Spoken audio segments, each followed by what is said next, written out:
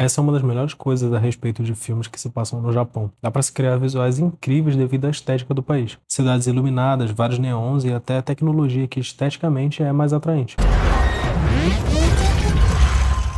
Uma pequena quebra de expectativa tão cedo no filme é interessante. Gosto da ideia. Aposto que, assim como eu, você estava esperando algo mais gigantes de aço nesse momento. Tudo bem? É engraçado que Tadashi esteja dando uma fuga de mobilete. Não é uma moto super potente, é uma simples mobilete. Isso é comédia visual e o filme faz isso muito bem, principalmente quando se trata de Baymax. Você se formou na escola com 13 anos e é isso que tá fazendo? É um diálogo um pouco expositivo, mas acho que cai bem no momento do filme e prepara a gente para as cenas que veremos à frente, onde Hiro se demonstra um adolescente extremamente inteligente. E ninguém pode me parar! Outra quebra de expectativa, mas dessa vez com um pouco mais de humor. Agora é Legal ver o Detona Ralph aqui. É intrigante se parar pra pensar. Então Hiro vive numa realidade onde ele também assistiu Detona Ralph? Menos resistência, mais rapidez. Mas não tá no ponto. Ouvi muito a seu respeito! Gosto da dinâmica desse grupo de amigos. São diversificados e tem duas mulheres com capacidades científicas e ambas são muito boas no que fazem. E é mais interessante ainda como essas habilidades científicas são usadas de maneira peculiar quando elas se tornam heróis. E também é legal que nenhuma das duas seja namorada de Tadashi, o que seria bem clichê. Super quente aqui. Piadinha interessante a respeito desse maçarico. Tem um dragão na embalagem. Dragões cospem fogo, enfim. Talvez seja daí que Fred tira a ideia de se tornar um dragão. Honey Lemon. Go, go. Wasabi. Operação Big Hero é uma adaptação de uma das histórias em quadrinhos da Marvel. Não é uma adaptação tão precisa, mas duas coisas são bem iguais, como os nomes, por exemplo, e uma interessante ressignificação dos poderes. Nos quadrinhos, Gogo se transforma numa bola de energia e consegue se movimentar muito rápido. Por isso que aqui no filme, Gogo é a personagem mais rápida.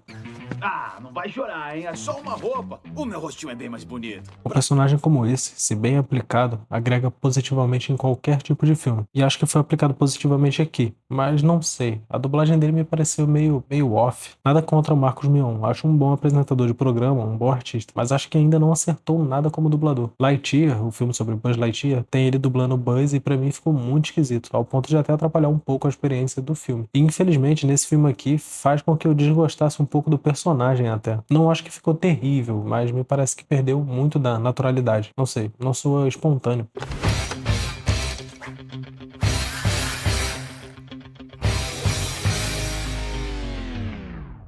De novo, o filme quebra nossas expectativas. Eu esperava alguma montagem nesse momento. E olha só o nível de detalhe desse lápis. Insano. E agora a montagem que a gente esperava. Visualmente falando, ela é bem bonita. Olha como o movimento do sol influencia toda a iluminação da garagem. Realmente muito bem feito. Relaxa, Hiro. Aqui tem um detalhe que infelizmente se perdeu na dublagem. Mas Honey chama ele usando a pronúncia em japonês correta para o nome dele. Isso é interessante, mas realmente seria difícil de aplicar na dublagem.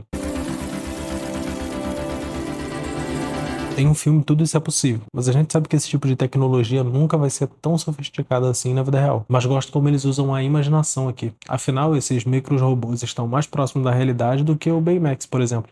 O Callahan tá lá. Eu preciso salvá-lo. É bem comum que uma pessoa próxima do protagonista tenha uma morte trágica, senão aí não seria a Disney. E é uma pena que a gente não veja mais do Tadashi no filme. Mas o sacrifício que ele faz por Callahan serve para dois propósitos aqui. O primeiro é ajudar a gente a simpatizar mais ainda com Hiro, mais do que a simpatia automática que temos por protagonistas. E também ajuda a gente a compreender o desejo de vingança que Hiro sente quando descobre que Callahan causou a morte de Tadashi. Todos tentam impedir que Hiro se vingue por achar errado, e nós torcemos por ele se vingar. É dessa forma, usando a morte de Tadashi, que o filme consegue manipular nossas emoções sem fazer a gente se questionar se o protagonista realmente está fazendo uma coisa certa. Pode ser um pouco de coisa da minha cabeça, mas acho que essas duas fotos aqui dão uma dica para a audiência de que Callahan pode não ser o que a gente imagina. Enquanto na foto dele tem um fundo bem escuro, sombrio, por trás Tadashi, uma boa pessoa, tem um fundo mais claro e colorido. Acho que isso pode significar alguma coisa. Não preciso dizer que São François é uma referência a São Francisco, e a cidade realmente tem muitas semelhanças, exceto por essas árvores rosas daqui, que são bem japonesas. Adoro como o filme consegue centralizar Baymax muito bem entre o alívio cômico do filme e a parte dramática também. Ele funciona muito bem nos dois. São poucos filmes que conseguem fazer isso tão bem assim. Escala de... Numa escala... Numa escala... Isso é genuinamente engraçado. Dá mais um.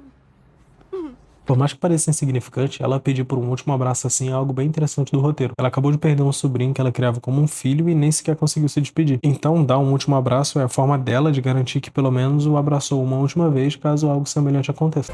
Não sou veloz. O ator que dá voz ao Baymax manda muito bem. Não consigo imaginar alguém fazendo um trabalho melhor que o dele. Talvez James Spader, mas isso é mais uma opinião pessoal minha. Enfim. Te recarregar. Oi? Levanta. Vou escaneá-lo. Escaneado.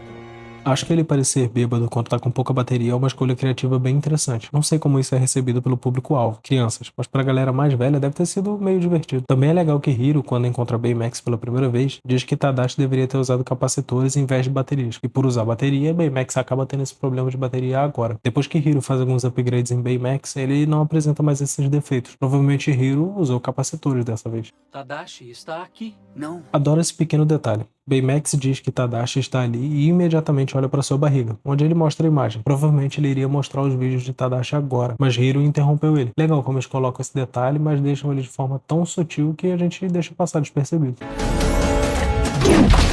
Aprender karatê através de um download é bem Matrix, e eu gosto muito disso. Acho que combina bem com a temática do filme e poupa tempo em tela também, permitindo que o filme foque no que realmente interessa para o espectador. Aguarde 1 hora após comer, antes de nadar. Outra quebra de expectativa. Ele deveria impedir que Hiro caísse na água por vários motivos, mas ele fazer isso porque acredita que não pode entrar na água depois de comer é meio engraçado. E é conveniente pro roteiro, já que não seria interessante que Hiro caísse na água. É legal que o humor seja usado para alcançar o mesmo objetivo que poderia ser alcançado sem humor.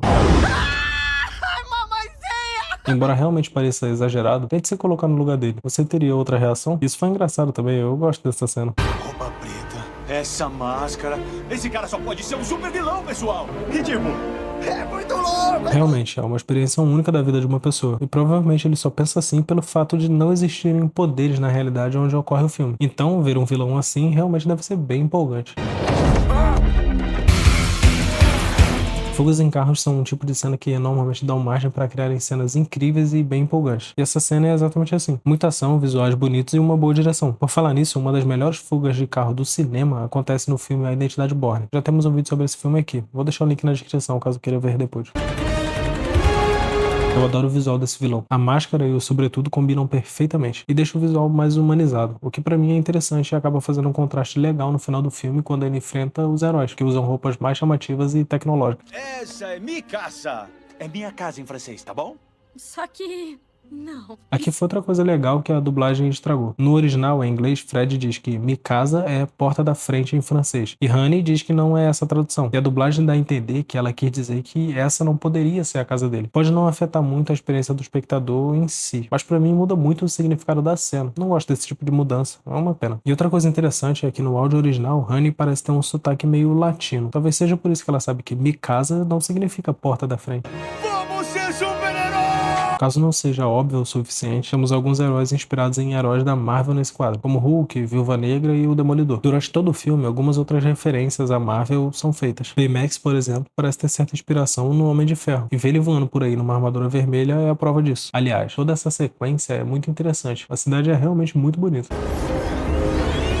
É legal como o Fred é realmente muito empolgado com todo esse lance de super-herói. Inclusive, ele faz poses de super-herói o tempo todo, voando e pousando, por exemplo. Não, sem problema.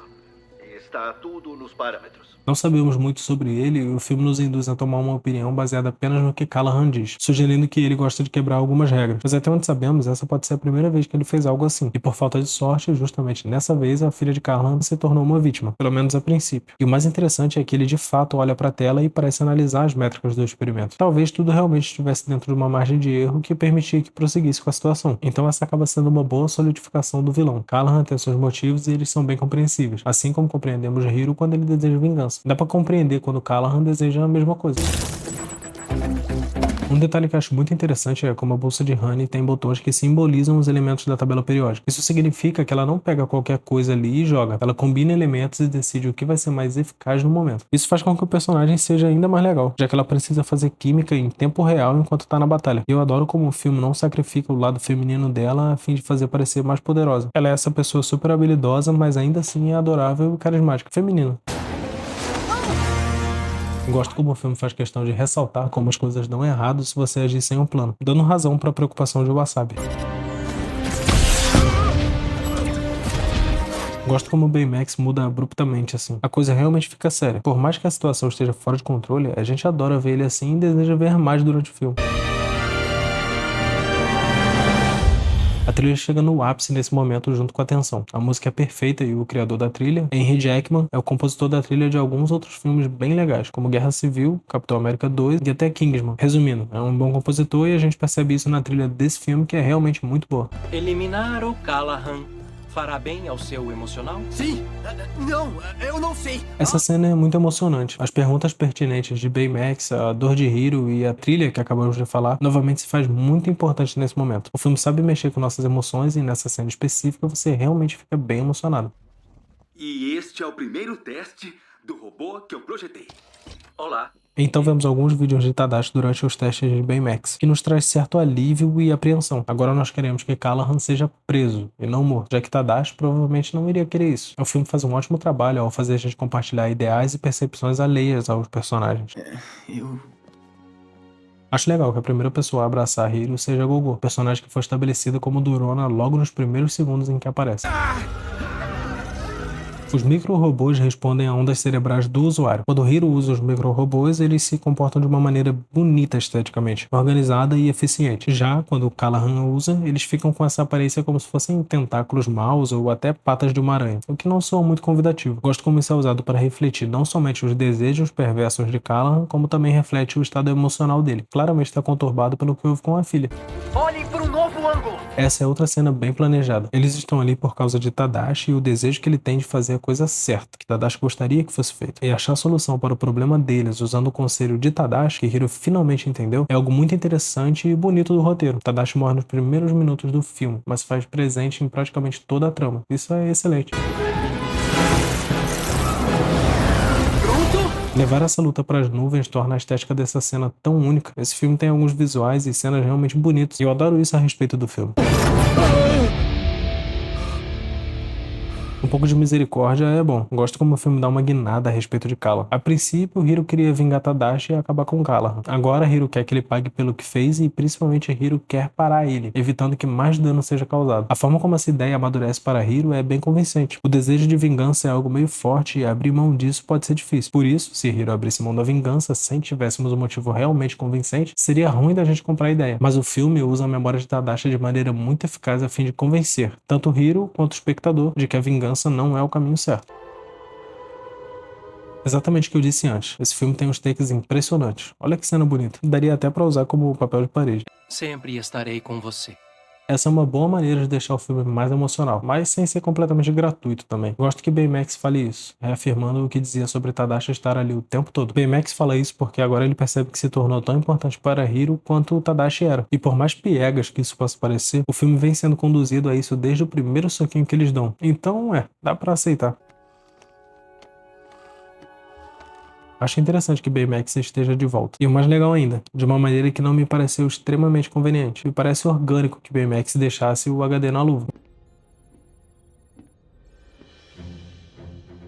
Gosto da aparição de Stan Lee no filme. E como um herói ainda por cima. Legal. Operação Big Hero pega uma história de heróis super poderosos e transforma numa história mais pé no chão, com personagens mais humanizados e identificáveis, onde o principal superpoder é a inteligência dos personagens. Claro, ainda é um filme, então tem seus exageros e é preciso ter certa suspensão da descrença. Mas se levar em conta o quadrinho no qual o filme é baseado, eles conseguem muito bem adaptar aquela realidade mítica nessa realidade mais realista. E por mais que a gente goste de poderes e magias pra lá e pra cá, é legal que a principal arma que usam para resolver o problema é um ensinamento básico de Tadashi. Olhar por outro ângulo realmente foi o que salvou eles e a cidade. E mesmo quando eles estão em suas roupas especiais, eles continuam sendo apenas humanos, que falham e estão sujeitos a problemas simples. E por mais que eu não goste da dublagem, Fred é um personagem bem interessante e funciona muito bem como um alívio cômico em grande parte do filme. Mas pra mim, o que realmente se destaca é Baymax. Márcio Araújo, o dublador, manda muito bem e consegue criar um tom de voz monótono simplesmente impecável. O ator que dá voz no original também fez um excelente trabalho, evidentemente. E a comédia que Baymax Baymax faz usando apenas os aspectos físicos dele é genial e verdadeiramente engraçado. Toda vez que é usada, você se diverte. Como esse é um filme de origem de um grupo de heróis, independente se teve uma continuação ou não, o filme é repleto de ação e tem uma boa quantidade de violência. Claro, a violência é adequada à faixa etária indicativa do filme, mas a quantidade de violência que tem é o suficiente para deixar o filme mais emocionante para o público mais velho que consequentemente vai assistir, seja para levar os filhos no cinema para ver, ou seja porque realmente quiseram ver, ou porque vai fazer um vídeo sobre o filme. Eu adoro o visual dele. A forma como usam a arquitetura americana com o estilo japonês é genial, permitindo que composições muito bonitas sejam criadas. A batalha final, por exemplo, acontece num cenário muito bonito e atraente para a sequência. Também é legal como o filme consegue desenvolver sua parte dramática muito bem. Claro, usam a morte de Tadashi no começo. A morte de algum personagem importante para o protagonista é algo que é repetido a exaustão em centenas de filmes, mas o filme consegue criar muito bem os dramas pessoais dos personagens e além da clássica construção de amizade entre dois personagens, o que também está presente nesse filme, entre Hiro e Baymax. E falando nisso, é legal como o Baymax não se encaixa exatamente em nenhuma posição específica em relação a Hiro. Ele fica entre algo como um amigo, mas às vezes um irmão, talvez um companheiro e até um pai de vez em quando. A dinâmica entre os dois é interessantíssima. Você pode até entender que Baymax faz as vontades de Hiro porque ele está simplesmente cumprindo o seu dever de ser um robô de tratamento pessoal, mas vai além disso. Baymax toma como seu propósito curar o estado mental de Hiro. Aliás, no fim do filme, Baymax até se sacrifica porque acredita que isso é necessário para curar o estado mental. Acho que isso é um pouco menos superficial do que simplesmente seguir uma programação e tratar uma pessoa qualquer. Baymax parece interessado em curar Hiro especificamente. Hiro, por sua vez, tenta saciar sua tristeza através de vingança. E ele persiste nisso até se lembrar das últimas palavras do irmão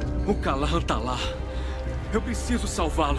e perceber que somente o perdão pode aliviar a dor dele. Por isso que Baymax é tão importante para Hiro. É praticamente uma versão dos ideais de Tadashi e a presença dele é o que ajuda Hiro a entender a mensagem do irmão. Gosto como o filme lida com a realidade também. As últimas palavras de Tadashi são realmente importantes, mas na verdade fica óbvio que ajudar Callahan, fazer o que ele julgou ser certo, não foi a melhor decisão possível. A vida nem sempre é justa e isso é mostrado quando Tadashi morre desnecessariamente por causa do plano de uma pessoa ambiciosa. O sacrifício de Tadashi tem sua importância na vida de Hiro. No final das contas, Hiro sacrificou a própria vida para salvar a vida de Callahan, alguém que ele nem conhecia. Isso mostra como ele realmente aprendeu sobre o perdão, principalmente sobre o perdão para as pessoas que na verdade nem merecem. Bom, acho que é isso. Deixe sua opinião sobre o vídeo ou sobre o filme nos comentários. E semana que vem vou falar sobre um filme muito pouco conhecido, mas que eu gosto muito e acho que vocês também devem gostar. O nome é Sunshine, Alerta Solar. Assistam ao filme e esperem pelo vídeo. E se inscrevam também para ser notificados quando o vídeo sair.